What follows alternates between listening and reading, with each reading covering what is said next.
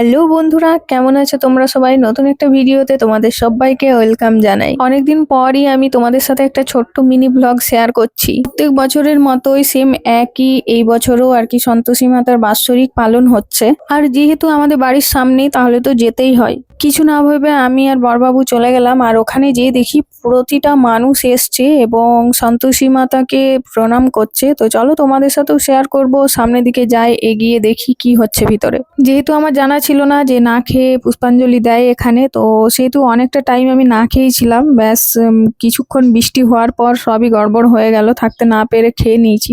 তো যাই হোক, এখানে এসছি ঠাকুরের দর্শন করতে। তো তোমরা একটু মায়ের দর্শন করে নাও।